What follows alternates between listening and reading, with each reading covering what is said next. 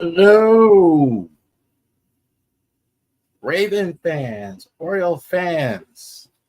Thank you for joining us today. Thank you for checking us out this week for the first week of football season NFL Bravery Sports Podcast. Thank you for joining us for our podcast today. Like and subscribe to all of our videos. So if this content is important to you, definitely go ahead and do that for you. Go on our Facebook page, our YouTube page, our Twitter page, our Twitch channel. So definitely go ahead and like and subscribe to all those social media platforms. Do have some content also too on Instagram and TikTok for you short form. If you don't like the long podcast, it's a little broken down, a little bit shorter for you on those platforms as well. Absolutely. Go down to our website, ravorisports.company.site. You can go ahead and check it out there on the website. All of our merchandise. We have our hats, jerseys, Ravens jerseys, Lamar, Ray Lewis, Cal t-shirts, a lot of good stuff's on the website. A lot of more good stuff is coming. Got a Maryland shirt in. So thank you very much for also checking us out. Genesis Notary Services /Facebook.com. So thank you very much. If you can go on the website, if you are interested in that and you live in the Shenandoah Valley, you can go ahead and book time on the website at the Shenandoah and in the Shenandoah Valley as well. Saturday, I had a real busy day for both businesses. So I went in the morning and did went out and sold some products out there at the flea market. I was out there meeting everybody. Very cool event. Definitely, we're going to have more of those Bravery Sports Tour. Go ahead and check that out. Of course, we're here in this part of Virginia, not in Baltimore. Of course, there was a couple fools. Go Cowboys, go Steelers. That's all right. Who cares? This is Raven stuff. We were out there selling, and we had a great time out there. So let's get down to business this week. Because guess what we got this week? We got a game. No more fake football. No more that no more that preseason stuff happening. We got an actual game to break down here. So we're going to be back in our regular season NFL schedule here, and we're going to have a game Sunday, 1 o'clock at M&T Bank Stadium. The Ravens are going to go ahead and play the Houston Texans. Houston had the second overall pick in the draft. They were 3-13. Ravens were 10-7 last year. Texans, obviously, with a team with that lower record, they had a lot of overhaul as well. D'Amico Ryans is now in as head coach, defensive coordinator for the 49ers. This more like, unlike the last couple coaches they've had, this feels kind of more permanent than what they've had. They had Lovie Smith. This kind of seems like they're more going in the right direction towards a stronger rebuild. Okay, so what's going on here? Who's quarterbacking in the center? CJ Stroud did beat out Davis Mills. If there was a quarterback competition, they picked up second in the draft. You saw what he did at Ohio State. I thought CJ Stroud was the number one quarterback in the draft. Great physical tools. Typical quarterback size, typical throwing arm. Not a great runner, not on a Lamar Jackson level or anything like that, but a good athlete as well. So working with a lot of young players, a lot of moving parts. He's young himself. He's got a lot to work out, but I tell you, a lot of potential with CJ Stroud. Dameon Pierce was their best offensive player last year. Nearly 1,000 yards, kind of came out of nowhere. 4 touchdowns. I like him a lot. I think this is probably going to be the game plan, especially early. If you're going to complete this team, you're going to have to stop the run. Definitely, that's what they're going to do early. Look, you're going to have a quarterback never played an NFL game before. So this is obviously going to be the strategy for them to go ahead and get that squared away. When they are throwing the ball, they did go ahead and get Robert Woods in the offseason from Tennessee. And they got this guy, Dalton Schultz. Probably this is the guy that the quarterback's going to look to the most. Free agent from the Cowboys, played for years with Dak Prescott. Probably his security blanket, as tight ends a lot of times are. They did very well getting this guy. guy, it's almost weird to say he's not with Prescott anymore and all of his stats will go up, but it's very possible. He's absolutely, in my opinion, the number one option. So it's definitely a guy Stroud is going to look for to go ahead and get that squared away and see how he does against the Ravens defense, which we will get to. Speaking of defense, glad you brought it up. Will Anderson is on the edge. There was an outstanding season he had. You see, now he's a rookie as well. 17 sacks in Alabama. The Texans might have got the best offensive and defensive player in the draft. So they did very well. They had to move up to do it. But, hey, they did outstanding here. He's going to go ahead and start for them. I think even as a rookie, you're going to have to double team him. He's a little small, but I think his speed on the edge is going to be very, very key. Ronnie Stanley and Morgan Moses are going to have their hands full trying to block this guy. Outstanding rookie going in, again, playing in his first game. What about us? That was an old song. What about Lamar? 2,200 yards, 17 touchdowns, 7 interceptions. Lamar, that was the season he had last year. Cut short, obviously, by a few games, so he didn't get to play the full season. Been a while since we've seen Lamar. Didn't play in the playoffs. Didn't play, I think, at all most of December, if not all December. So yeah, we're gonna see him now with a whole new crew, with a lot of guys. Got a new crew who's left from last year. J.K. Dobbins. J.K. Dobbins missed the games last year, came back. J.K., we haven't seen him at all in preseason. He was quote unquote holding in for a new contract. He was on PUP. Question whether he was hurt. We haven't seen him at all in preseason. Has been practicing, so he should be ready to go. A lot of time in the backfield he's going to share. So he's going to share it with Gus Edwards, going to share it with Justice Hill. Justice Hill looked really good preseason. So I think Justice Hill is not just, it didn't look like to me that he was conceding anything to these guys. He was really played well preseason. But JK, you would think, going to be their main guy in this game, as he will for a lot of the season. Again, John Harbaugh, coach, does not like bell cow. You gotta be hot to be in there. So he'll take guys out and rotate in and rotate out. So he'll get. I know JK wants a lot of carries, but we'll see how many carries he actually gets. Cannot wait for this. The unveiling of Odell Beckham. We have not seen Odell play a full season in quite a while. This guy has all the talent in the world. Some of the best hands, if you guys who haven't seen him much, a lot of you have seen him, but the best hands I think I've ever seen on a receiver ever. That's not hyperbole. Him and Larry Fitzgerald are probably there as far as hands, just making one-handed catches and stuff like that you've never seen. Thing is, 44 receptions, 350 yards, 5 TDs. A lot of that was with the Rams. Won the Super Bowl with them in 2021 and the 2021 season. He is going to be the number one receiver. I've seen it over and over. He's the number one receiver. It's not going to be Bateman or Zay Flowers, although we will see a lot of them. Now, Roquan Smith. This is his defense now. Okay? Came in mid last year, was outstanding. 169 tackles and 3 picks. So there's a lot of questions in some areas.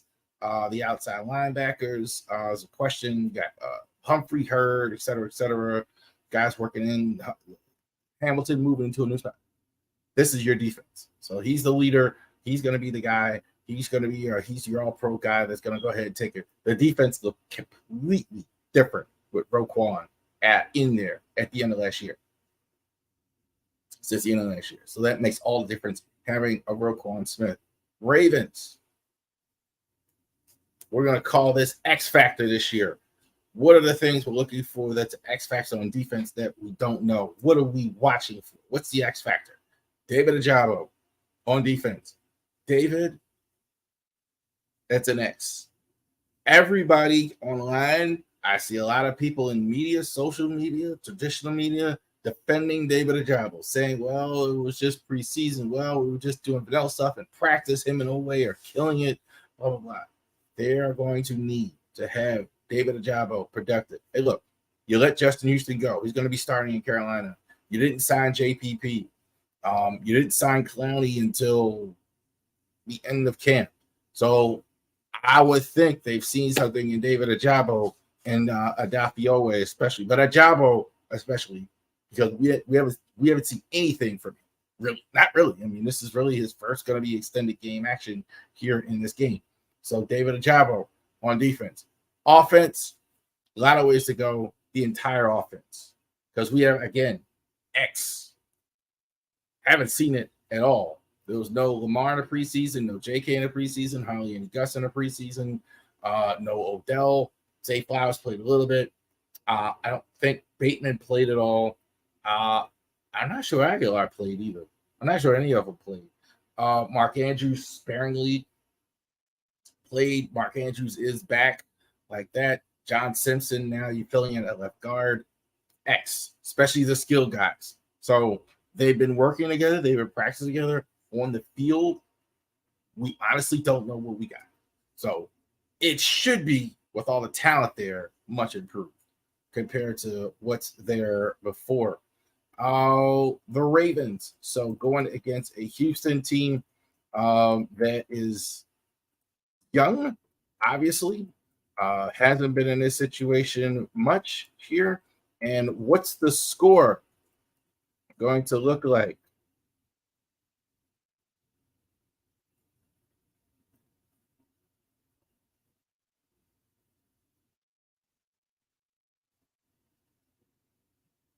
(28-13) Baltimore. I think the Ravens win this game fairly handily. I think the defense is going to be too much for the Texans offense. John Harbaugh is a coach. He's a defensive coach, good on special teams. A rookie quarterback going against a veteran defense, and the defense has some issues, but I don't think it's going to show up in this one as much. Marcus Williams is going to play. Kyle Hamilton is going to play. Roquan Smith is going to play. The defensive line is going to play. I don't think they're going to have trouble running the ball. I think the run defense is going to be – the run defense was very good all last year. Even before Roquan Smith got there, it's going to be even better. So they're going to have a tough time running the ball. Throwing the ball, I don't think a rookie quarterback is going to do much here. And the Ravens are going to score points this year. I don't think there's any question about it. I think there is some question here right off the bat about cohesiveness, right? So how well are you going to do right at the beginning? But we will see how that goes the rest of the year. But I like the Ravens 28-13 to go ahead and make a prediction there for that. So we'll see how the Ravens do on Sunday. And next week, we're going to review this game and preview the next game in Cincinnati. So we're going to go ahead and take a look at that as well. All right. So we got a full NFL schedule here. We have not done this in a while. It is exciting to have the NFL season going ahead and getting started here. And let's go ahead. Yeah, it took me a second to get it up. It's been a while since I had it up. The Big Five. So we're doing our larger NFL content. These are the 5 biggest games on the NFL schedule that are not Raven games. So the 5 biggest games on the schedule that are not Raven games. So let's take a look here. We're going to start right out with the season opener on Thursday night. For the Lions, good for them getting a Thursday night game. Good for y'all. After years of futility, there's a lot to be excited about in Detroit. Detroit last year, at the end of the year, won the last game in Green Bay. That effectively knocked Aaron Rodgers out of the playoffs. They almost got it themselves. They have a winning record. They had 2 first-round draft picks this year. Goff looked great. St. Brown. So a lot to be excited about here. The Chefs, Kansas City Chiefs. Interesting going on. I mean, it seems simple enough. They won the world title coming in. They're going to be missing Chris Jones, who apparently is still holding out at the beginning here, and more recently, Travis Kelce had a hyperextension during practice, may not play. That's a big deal. It's one thing to not have one thing on one side of the ball, but with Tyreek Hill gone, and he's been gone for a year now, so reliant on what Kelce can do for him. Wow, that's now again, we're not sure if he's playing at all. I'm not sure. As I'm recording this, I haven't heard anything yet where he's playing. He did get hurt in practice on Tuesday, so I'm not sure what his status is for that game, for the next game. I can say, I absolutely can say that matters. They should. I'm still going to take KC over this game. I think this is a little bit of a step up too much for the Lions, even though two very big pieces are out. Mahomes is still out there for them. That might be enough, I think, to win this game, this first game. This is and again, it doesn't seem like maybe like it's a playoff game, but this Thursday night game. Everybody's going to be watching. This is one of the highest rated games all year, I'm sure. I'm still going to take Kansas City. I'm not sure Kelsey's going to play. That's a loss. This is no longer in the category they're going to horse race them out of there. This is going to be very close. I'm going to take Kansas City by a field goal in this game. So 2 quarterbacks last year that were drafted. The first one taken in the draft in the first round was Kenny Pickett. The last one in the entire draft was Brock Purdy. Which one of the 2 quarterbacks is better? We're going to find out here. 49ers and the Squealers are going to go ahead and play in Pittsburgh. Pittsburgh has been getting a lot of shine lately. I think people are kind of overestimating preseason, honestly, with Pittsburgh, because they did play a lot of their players. I think Pickett played, which is probably smart. He's still, going into his second year. It's probably not a bad idea to get him some more reps. He might need to get him some help. I don't love their receivers like I used to, though. Deontay Johnson and Pickens, I think maybe really good, but they're kind of a work in progress. They're good. I just don't think they're as good as they've been in recent years. Deontay Johnson is like barely a number 1 receiver. The line has to get better. And this is not the line. This is not the defense to be playing where you don't have a great line. We'll see. They will definitely be tested. The Niners defense, I love it. I absolutely love it. There's nothing not to love. Now, their issue is they may not have Bosa. I heard today that the contract may be worked out. He may not play regardless because he's been holding out. So we'll see about that. What's going on. But I like the Niners. I'm not as big on the Steelers, not because I hate the Steelers, but I think the Niners. I think there might be. I'm not going to do power rankings, but I'd have them at 1. I really like them. I think Purdy is a better quarterback right now than Pickett is. Pickett's not bad. I mean, we'll see how these 2 guys progress, but I like the Niners. I definitely think they win this game. Eagles and the Pats. So the Eagles last year, fresh off their Super Bowl appearance, against a team that's won a whole lot of Super Bowls and a coach that's won a whole lot of Super Bowl. New England. I think the Super Bowl hangover thing is not going to have a problem with the Eagles. The Eagles have a lot of talent. Jalen Hurts, I don't think in any way is a flash in the pan. I think Jalen Hurts is the real deal. The Eagles think so as well. They gave him a huge new contract. I think the receivers are top flight. A.J. Brown and Devontae Smith rather are top flight. I think their offensive line is top flight. I like the Eagles a lot. The Patriots, they're gonna have tough sledding in their division. I think in the division they're in, the Patriots just kind of smell like an 8-8, 8-9. What they used to call 8-8. No, wouldn't have had 16 games. A 9-8, 8-9 football team. This is a chance, I would say, for them to steal. I take the Eagles here but the Patriots are always ready to play.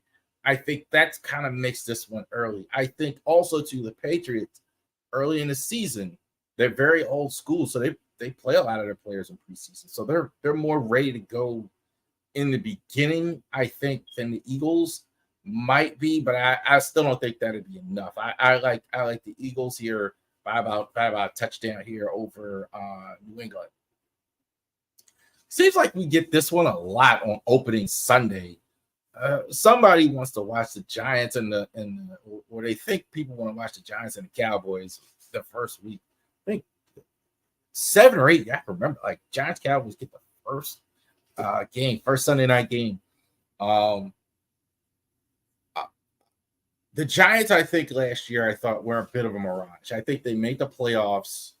I heard a couple people think that Daniel Jones. I didn't see that at all. I think what the smart thing they did was actually what it looked to me. They just took it out of his hand. Took it out of his hands. You're going to run the ball, Daniel. You're going to throw it when we need it. You're going to hand it off to Saquon, and that's what you're going to do. You're not gonna be asked to throw the ball a whole lot, and it worked. Defensively, I think they'll be fine. I don't love Wink's defense, but I think it'll be a good defense. I think, like, to say they're not a good defense, that's a bit of a say. Dallas, I think I think probably third best team in the NFC. Dallas is good. Dak Prescott, I like him better than a lot of people like him. I think he's more responsible for the Cowboys' success than he gets credit for. Stat wise, he's not gonna light it up. He kind of reminds me of Joe Flacco, though. Like, there is a criticism of him. He kind of lights up bad teams and not so much against the good ones. That's kind of the same problem, Flacco, but that's a lot of good quarterbacks. But the Cowboys defense is sensational. Stephon Gilmore is there to go along with Trayvon Diggs. I think you're moving Micah Parsons full time outside, along with they're going to rush the passer and they're going to cover. Good luck. It's going to be hard to beat the Cowboys. I like the Cowboys on this one over the Giants. I think it's a bit of a paper tiger. Monday night, Jets and Bills. Bills, I think the bloom is off the rose a little bit as far as being media darlings and national darlings. Bit of a conflict with Josh Allen and apparently Stephon Diggs. Or Stephon Diggs mad about something because he held out and wasn't there. I don't think this is as big a deal as people think it is. The Bills defense is fantastic. Fantastic. I love the defense. I love especially the two safeties, Micah Hyde and Joe Poyer. They're over 30, which concerns me a little because they're not young. I absolutely think that's the strength of the defense. They're not going to have Von Miller to start.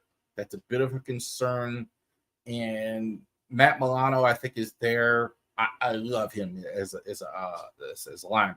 Outstanding. I think the Jets made the biggest quarterback upgrade I can remember.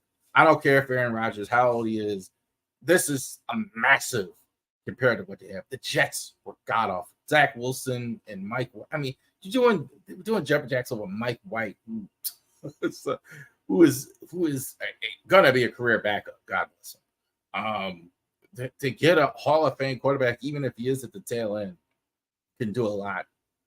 And I like the defense a lot. I think they might have the best corner in the entire league. That's going to be the matchup to watch. Hot Sauce Gardner against Stephon Diggs. I like the Jets. I think they really want to send a message week one. I don't think the Bills. I think the Bills may win the decision, but I think the Jets are going to see this as a big game right off the start. I think they're going to come out ready to play. Robert Saleh. I think this is going to be nose to nose. This is two good defenses battling it out here. See who can get the most points against these two good defenses that are playing. I like the Jets in this one as well. So there you go. There is our big five. So the 5 biggest games on the schedule that are not Ravens games. So definitely check us out all season with our large NFL content. We do talk a little NFL here that's not just the Ravens as well. So we are going to talk larger NFL and other topics as well. We are right now. So we're not going to talk NFL, but we are going to talk about the new ESPN lineup. So a lot of changes at ESPN right now at the what we call the Total Sports Network. Back in the day, if you didn't know that name, why they used to call it Entertainment and Sports Programming Network. So Shannon Sharpe has already debuted on First Take this week. He called Stephen A. Skip a couple times there as well. And so I thought it looked fine. I think I like the fact that it's just them out there too as well on those days. So I'll definitely be there during football season as well. I think having Shannon Sharpe is going to help him a lot. I think it'll be good for Stephen A. It'll be good for John. I think a lot of people want to see Shannon Sharpe. I think Shannon Sharpe will take some of those viewers that were undisputed viewers over there to First Take. So it's obviously brilliant. Of course, Stephen A. Smith knew that. That's why he wanted him there, of course. Pat McAfee is debuting as well this week on ESPN as well. He is going to go ahead and take his podcasts to the network. So you will see the Pat McAfee show on the network as well. You will see the Pat McAfee show. It's going to be on, from what I understand, it's going to be on the YouTube channel. It's going to be on the ESPN Plus, and it's going to be on. It's going to be on the ESPN. It's going to be on the regular ESPN channel. It's going to be on ESPN Plus, and it's going to be on the regular ESPN. Right. So it's going to be on after First Take at 12 o'clock. Pat McAfee's going to kill this. This guy. I'm going to say this about Pat McAfee. These are next week when we're talking about what are the 5 most significant shows in sports media. I will say this about him. I had a girlfriend tell me this a long time ago. We went to a wrestling match, and we were talking about Steve Austin. And Steve Austin was a huge star, still is one of the biggest stars in wrestling history. And she said, I kind of like Steve, but I can't understand why Steve gets so much cheer. Why everybody just goes crazy, right? Why does everybody love Steve Austin so much? Well, Steve, and that's the bottom line. But that's more to this point. That's kind of how I feel about Pat McAfee. I'm impressed with the numbers. I'm impressed with everything he does. I'm a little perplexed about why he's doing as well as he's doing. I like it, but it seems like grunt guy football as well. So that I'm really impressed with what he's been able to do. I think he'll do well. I mean, he's already done well. I mean, he's got 2 million YouTube subscribers. The numbers he's putting up are just beyond crazy. So it's interesting to see what happens there as well. Also, too, it looks like they're replacing Kellerman. Jake Williams just had his last show at ESPN. Keyshawn has already found a job at FS1. Kellerman as well. So Chris Canty, former Raven, is going to be there. Evan Cohen, and Michelle Stallman are going to be the new 3-man, 6 a.m., 10 a.m. Take the spot left from Golick and Greeny. I still kind of go Golick and Greeny spot there. So they're going to be the new morning team on ESPN. It'll be at the very least a lot less expensive, right? They were paying those guys a lot of money. And I think that's the thing those guys are worried. Chris Candy, it's good to see it for him. He's been doing that, been with them for a long time. So it's good to see him getting that type of opportunity. But it's cool to see. that they're going to go ahead and get an opportunity to go ahead and do that. So big changes as well at ESPN. Definitely affects Ravens fans, football fans when you're watching these games. And again, how many of you watch ESPN? I love to hear somebody reach out to me and say that. All you ever hear online is nobody watches it. I don't know about that. I don't see how you not watch it if you like the games or whatever, if you don't watch First Take or whatever. So we'll see what's going on. So at ESPN, how about this? I could not talk about this. This was great. Watching this game, this was fantastic to watch Colorado and TCU. When I saw the result there, and I was watching a little bit, I was watching the end of it, and I posted like, "Why is everybody so surprised? Why is everybody so surprised? But surprised." I wasn't shocked at all. I was shocked that. Here's what shocked me. That line was shocking.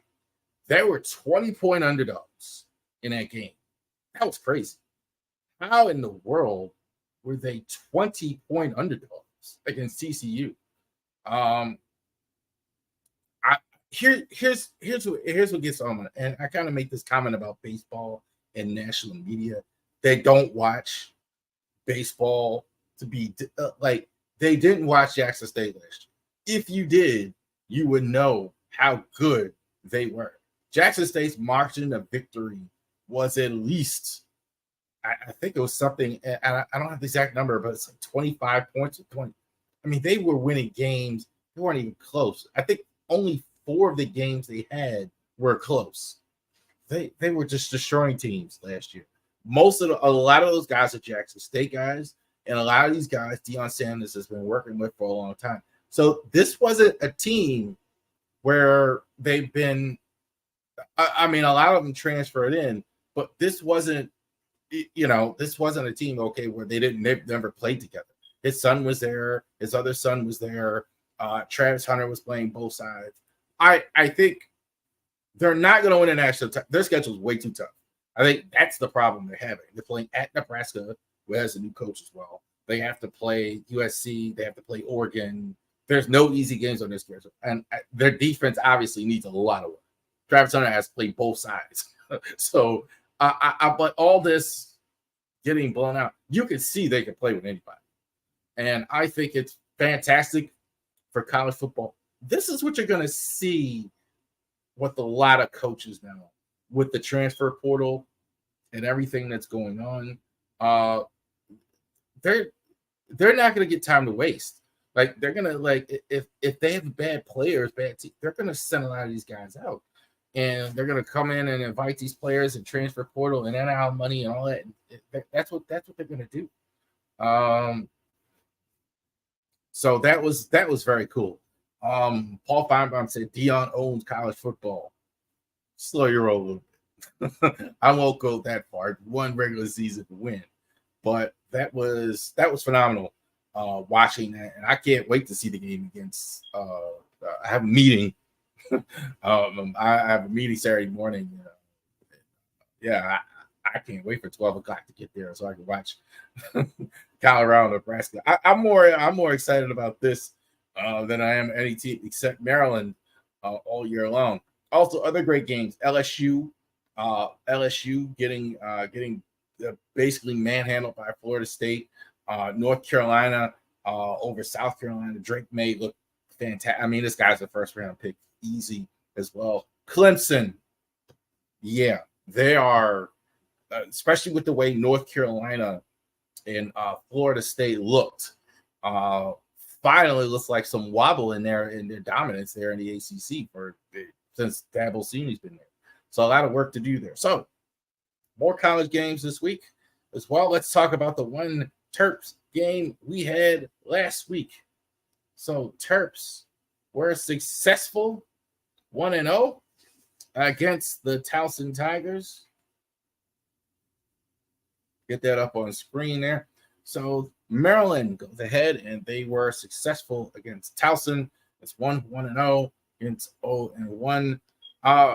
My opinion, And I'm not going to accuse anybody of anything. They clearly didn't have their foot all the way on the gas in this one.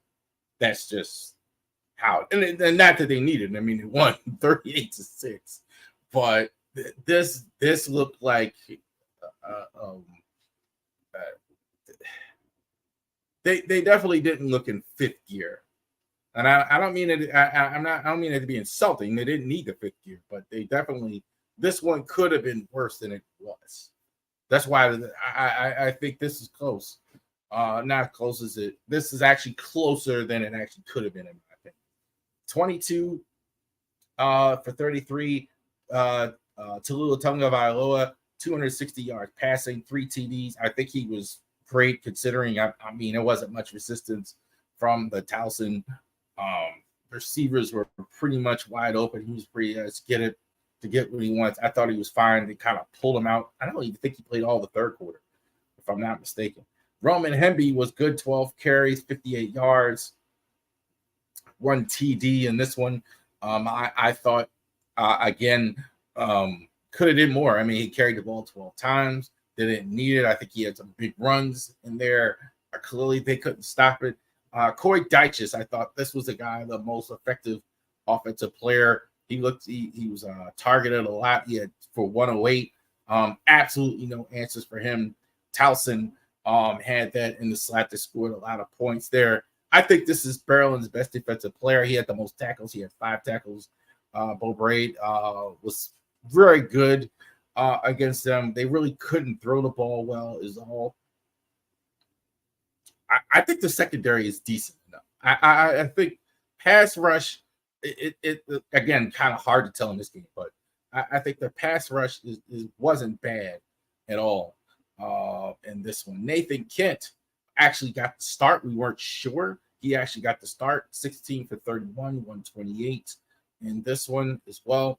Devin Matthews looked pretty good, 12-48, 12 carries, 48 yards. Wasn't able to get the ball in the end zone. They only scored 6 points, but not bad considering the circumstances. I thought it was okay. He's probably at the right level. He looked decent enough, but yeah, I think he's probably like at the right level. And DK James, DeKendall James, calls himself his YouTube handle, DK James, 4 receptions, 49 yards. From Kent, and Towson didn't score at all.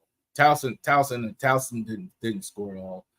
They had a couple field goals. I thought they were lucky to get that. I can't. Maryland could have did more. They definitely just treated this like a preseason game. They definitely just did. They definitely just treated this like a preseason game. I actually went to the game a couple years ago with Howard when it was like 70 when they scored like 70 points. I think it was. This could have been that. I really think they were kind of just. It looked like they would just kind of get some work in and do that. So this week, if you want to watch Terps, you're going to get a chance to watch it on NBC. So Channel 11 in Baltimore, Channel 4 in Washington, NBC all over the country. If you have the Peacock, you can go ahead and watch that. They're going to have the Big Ten Saturday night game against the Charlotte, former UNC Charlotte Tigers. That game, I believe, is at 7:30, and you'll be able to go ahead and check that out as well. So definitely as we go ahead and root on the Terps as they go ahead and get squared away going forward.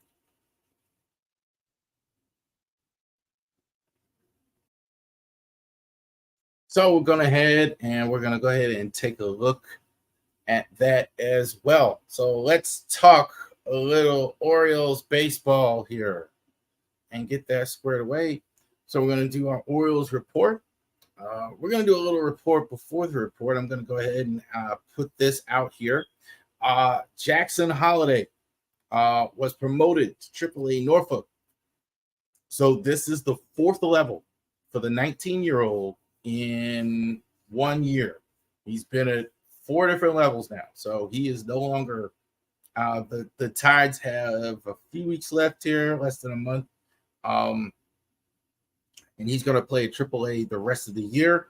And they're going to go ahead and see it. I think his first hit, he got a double. It was a hustle double In his first at bat, he went ahead and he's phenomenal. Jackson Holiday, I would say I was of the mind, and I have been of the mind with a lot of these players, especially now that a lot of these guys are right now. You're obviously a good team. You're a contending team. There's no reason to rush a lot of these guys to the major leagues. However, they've been really good. I mean, Jackson Holiday, and it begs the question, and I put this out here on social media, and definitely stay with me here. Is he ready to be the shortstop starting in 2024? I mean, he's hitting 330 at every level he's at. He was hitting 400 in A ball. They wanted to leave him in A ball. He was hitting 400. So they can't leave him there. He's hitting 400. Well, I guess he can go to Double A. He goes to Double A and hits over 300. He's been tremendous wherever he's been. Let's see how he does in Triple A. I'm starting to more think there's no more reason to wait with him. I think what you're going to see is Gunnar, I think, is better at third base. I don't think he's as good as shortstop. As good as hitters he is, I think he's got a great throwing arm. I don't think he's a great shortstop. I think the skill set with Jackson Holiday would be better for him at short. And I think Westberg is definitely cementing himself at second. That could be your infield for the next several years. I think that's the way it's going to look. We know this too. They're not going to spend money you can forget Ohtani or whoever else is free. That's not going to happen. So we can cross that out. So it's going to be somebody that's already here in the minor leagues that's doing that, maybe a blue light type player. But I think I absolutely believe he should be given every opportunity to go ahead and win the starting job. I mean, there's nothing. He's just killing in the minors, period. And he's already had a whole season in the minors. I think 20 years old he'll be next year. It's a little young, but I don't know if they're going to do that right off the bat. But I'm more of the mind after seeing what he's done. I don't see any reason to not do it. If he goes out in spring training and he's doing that again and he's killing again, there's no reason to stick him in Norfolk all year. There's no reason, especially when you know you're not going to spend money to get a guy. There's no reason to stick him in Norfolk all year long. Orioles report. So we did a little report before the report. Orioles traveling right now on the West Coast. We're doing that as well. Victorious over the Angels on Tuesday night. Orioles won the game 5-4 as well. D. Kramer, I didn't think was as good in this one. He's kind of been lucky all year long, though. That's the way it's kind of been. Like, even when he hasn't pitched well, they've kind of won a lot of the games where he's pitched. So the Orioles right now traveling on the West Coast. They're traveling. They went against the Diamondbacks, the Angels, and then they're going to leave the West Coast and then go to the Red Sox. Again, feels like we haven't played the Red Sox much at all this year. Schedule's been a little different, a little of that unbalanced stuff. So it's kind of cool to play actually the Red Sox. Again, it feels like we haven't played Red Sox and Yankees nearly as much in this year as we have in years past. Orioles claim former closer Jorge Lopez off waivers from the Marlins. Jose Label. Now, keep in mind with him, he's not eligible for postseason. Okay, so Aaron Hicks is now back off the IL, and Austin Vogt has been DFA, designated for assignment. Basically, that means he's been released from the major league roster, but he still may accept assignment in Norfolk as a non-roster player. That's what DFA means, designated for assignment. So essentially, you're cut, but you may get a chance to go to the minors. Makes sense. All right. Two things with this. It doesn't look like Felix Bautista is going to be back anytime soon here in September. That's kind of what I was thinking with the Lopez move, that, hey, they're not getting Felix Bautista back. From what I'm hearing, I don't think they're going to have him back. I think Hopefully they can have him back in the play. I think that's probably what they're thinking at this point. As long as he can pitch in the playoffs, we're good. Hopefully that's the way they're looking at it. But you make a move like this to kind of fill that gap. What guy who was a closer for you last year? Cano has been working the ninth inning. In that in that series we had with the Diamondbacks, you had the two guys in each league probably right now as favorites for the Rookie of the Year. Gunnar hit 285, 2 RBIs, 4 hits. Corbin Carroll, 384, 1 home run, 5 hits. So I think right now, if you look at the two guys here, I think they're clear favorites for. Well, I take that back. I think Corbin's a clear favorite anyhow. I don't think Gunnar is a clear favorite. I think with Jack Jung's injury, I think that really cleared the way for Gunnar. If he could stay healthy down the stretch and continue to do what he's been doing, he definitely can win Rookie of the Year as well. Tristan Cassis for Boston is going to be there as well, so keep that in mind as well. Jack Jung may come back. We'll see. Like that. Bradish, outstanding again. 6 innings his last start. 2 earned runs. Bradish has been fantastic all year long. I think there's really nothing. I'm a bit surprised. I mean, Bradish last year, everybody was putting Bradish as your top guy. He really last year, I thought he was rather inconsistent. This year he's been very, very consistent.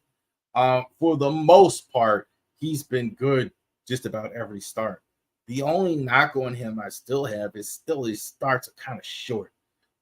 That's kind of all starters nowadays, but even him more than usual. I like to see a nice 8-inning start, a nice couple of those back to back. All of his are kind of like of the 6-inning variety.